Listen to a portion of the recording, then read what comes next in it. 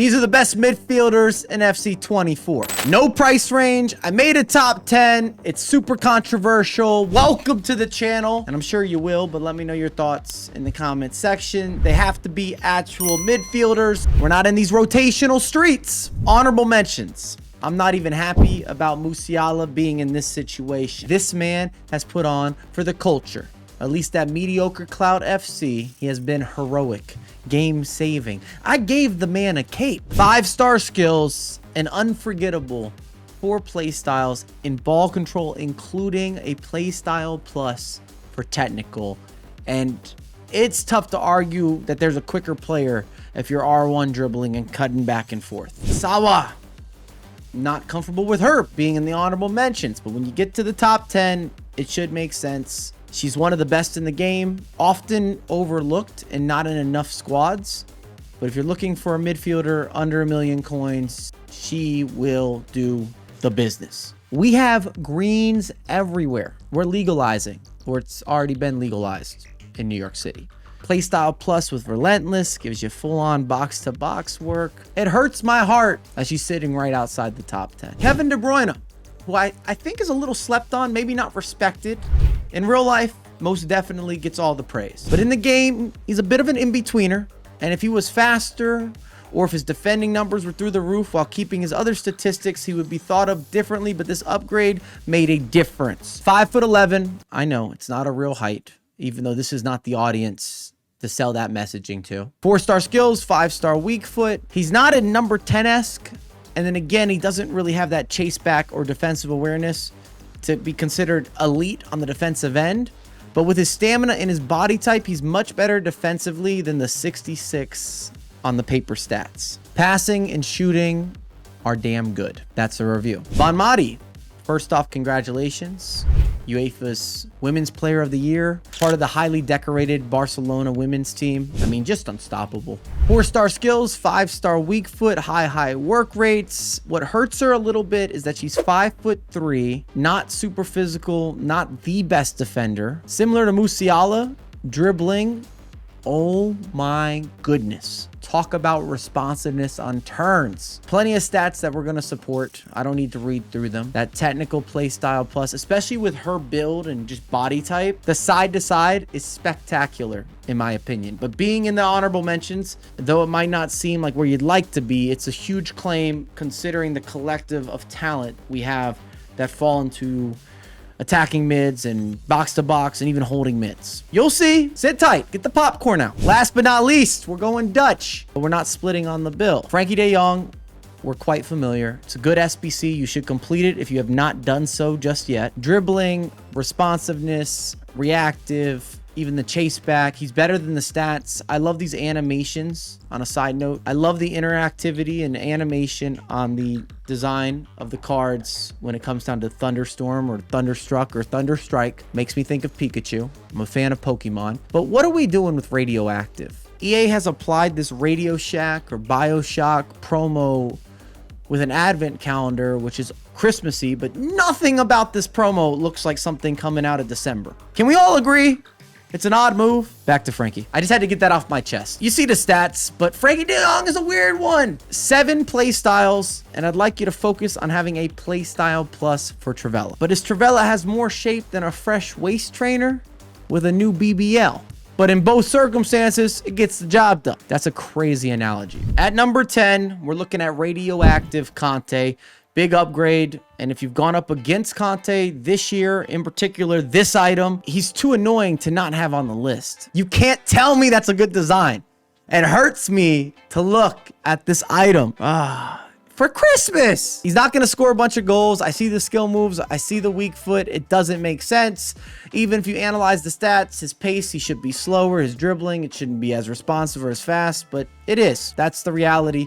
Kante has a track record, and it's applying in FC 24. Anticipate Playstyle Plus is a nice little added helper. When it's all said and done, Kante will go down in FIFA history as being one of the most annoying and disruptive items of all time. At number 9, I've got Jude Bellingham. We're going to focus on the Trailblazers. You can pick one of his 88s. I'm surprised We have not had an additional promo, especially based on how Jude Bellingham has performed. He also fits into the EA ecosystem from a marketing perspective and purposes. You saw him promoting the game before it came out. He has the ability to be the best midfielder in the game with the proper steps towards improvement. The balance is already in place. The Wonder Kid has arrived. In fact, he's already superstardom. 4-star skills, 4-star weak foot, 6'1", high work rates, the balance of statistics, and his movement, his dribbling. Again, the way that he gallops through the midfield, it reminds me of a certain someone. A little bit longer hair and a little bit taller on the height, but maybe Jude's still growing. He's got a certain cadence. Technical, playstyle plus, I will preach it from the rafters. I've been putting out so much content around the importance of this playstyle, in particular with R1 dribbling. If you want tutorials and tips on a side note that is related, I have a second channel where everything happens. It gets uploaded. Plenty of you don't even know that. It's a relatively new channel for this year. That's linked down below, the playbook. Lock in. At number 8, and I'm not sure his positioning would change, whether you have the 86 or the 87. Ideally, you'd like to have the 87, but we have brand new hero, Ramirez. Generally speaking, he's the best of the best when it comes to the heroes. I've got the nostalgic vibes. He's an upgraded Kante type of player who offensively can give you a little bit more. And he's a little taller, but still has that side-to-side, the track back, the one-man midfielder that's never tired. We talk about the Energizer Bunny, the boosted nitro. He's been eating his spinach and he's looking like Popeye. Actually, Ramirez looks nothing like Popeye, but here we go. I have the 86 on screen, mainly because the 87's not available unless you packed him in one of those promo pre-release pre-order packs. But I'm telling you, this is the position. Just gonna have 80s across the board, high work rates, 5'10". Ramirez will just simply get you more wins. At number 7, Lothar, the Madhouse. That's how I'm branding it. I've met him. He was a lovely individual. I did not want to upset him. He has a very serious, stern face. And that's the output you're getting on the virtual pitch. Organized, structured, powerful, relentless, faster than you would think. Hold on a moment. This is what I was talking about. Combined with some of the play styles, that 88 pace, which for whatever reason, I don't want to say it's off the radar, but it's not talked about. Lothar is super fast for a midfielder. Back and forth, all game long, never tired, energetic, charismatic, until he puts in a tackle. Then he's coming after everyone. Power shot play style plus, why not? Even on the ball control, rapid, quick step, relentless. Sound like a broken record, but for some of you, Lothar might be higher. I'm just giving you my opinion. He has to be in the top 10. Can probably position or have a case for top 5. Depends what you're looking for, depends what you need, depends on your preference. Number 6, and I hope this is received well because I believe he deserves it. We have road to the knockout Modric. There is not a better first touch, not a quicker turner or more responsive dribbler.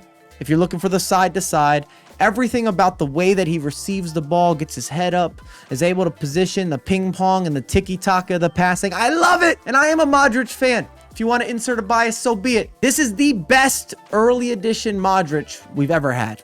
Any title. You can date it back.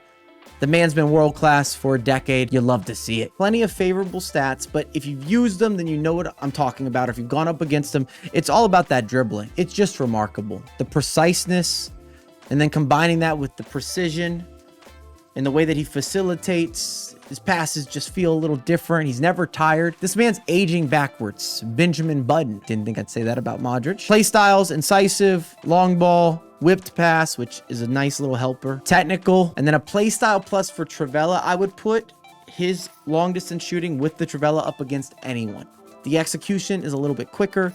It flies into the back of the net. And because his dribbling, especially with quick skill moves, step overs, ball rolls, body feints, you can create those angles from nothing. Number 5, we have a fan favorite, a new iteration to FC24, Pateas. And perhaps the best of the best when it comes to women. It's probably her and Mia Hamm that sit on their own thrones of the queens of the game, if you will, as it stands. The expression, the creativity, the ingenuity, scores from all sorts of different locations, difficult to go up against, creates moments of havoc, but still has certain organized chaos. Something special. I can keep inserting superlatives. Tried her in a multitude of positions. She can play as a center forward and a false nine.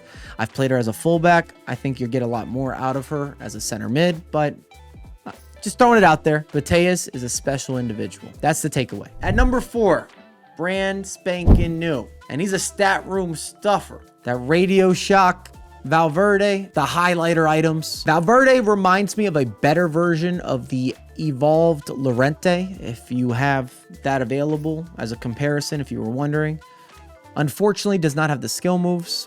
That's one takeaway, but almost an 85 plus in all the 6 major statistical categories. Offers you some of the best recovery speed and offensive progression available on the market. My only critique or disclaimer is Valverde could be better or quicker with a lot of the turning. If you're straight line or straight edge, this will be someone that you love. And not that he needed it, but EA threw in a playstyle plus for Relentless.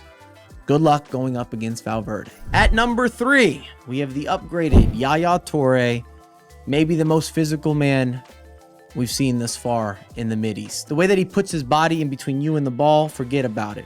Such a consistent and reliable interceptor, or just a tackler, just brute force. He has that absolute feeling when he goes in for a challenge. He's going to overtake possession, or it's going to be a foul or a stoppage of play. 4-star skills, 4-star weak foot, 7 play styles, and better with the facilitation, better with a lot of the offensive attributes than maybe the stats even suggest. And then, did I mention the physicality? He's doing the bruising.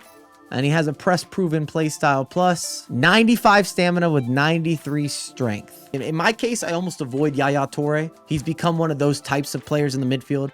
I will take advantage of other matchups when I go up against someone who has Yaya Toure, because I know I'm just not winning any 50-50s. Yaya Toure is contagious in the midfield. At number 2, and it seems clear for me, Zidan, who gives you this essence of beauty. Makes the game look effortless, easy on the eyes, swerving, curving, projecting, speaking French, all in one motion, just fulfilling. I don't know anyone in my life, from a random conversation to an acquaintance to a close friend or a family member, that does not agree that Zidan made the beautiful game even prettier. 5-star skills, 5-star weak foot. A lot of folks forget how tall he is. I actually think he's even a little bit taller than 6'1", might be pushing 6'2". Greens across the board, good enough defensively to not be a liability while still giving you everything you could ask for on the offensive end. Both feet pure as they come, just crispy with the execution. Finesse shot, and it's going to drop. Incisive, long ball. The first touch playstyle plus just seems fitting. I feel lucky to have been able to witness his career. I still watch his highlights every single week. I'll happily admit that. He's one of those guys that's going to be good at everything. I actually saw a clip of him playing, I think it was paddle or pickleball or tennis, and he was looking good at that as well. And at number 1, you've guessed it if you got to this point, how can we not have Ruud Gullit in this position? He's a locomotive, got brute force, a lion, if you will, in the Mideast. Somehow he's galloping, and he has all this pace and strength and dominance, but there's still a level of preciseness and grace. He's like a taller Jerome Bettis with even better footwork. That will only work for American football fans. But the bus now meets the train, that meets the tiger or the lion or whatever other animal I said. This guy's the real thing. 4-star skills, 5-star weak foot, greens everywhere, success personified, just a monster. Never losing a header. That I can confirm. Anything in the air, offensively, defensively, Ruud Gullit is going to win in that type of aerial pursuit. Let me know your thoughts. We technically put together a bit of a top 15. I can't believe some of the names I had to leave off or that couldn't make their way in. So I will ask you of this. If your favorite midfielder is not on this list, let me know your choices so I can at least critique, or we can all see where you stand. Your stance, your positioning for midfielders that are at the upper echelon. And the collective is crazy. I was going through names on names on names. As always, there will be other videos on screen if you want to continue watching more of this goodness. I appreciate you, and I have a lot more content coming out ASAP.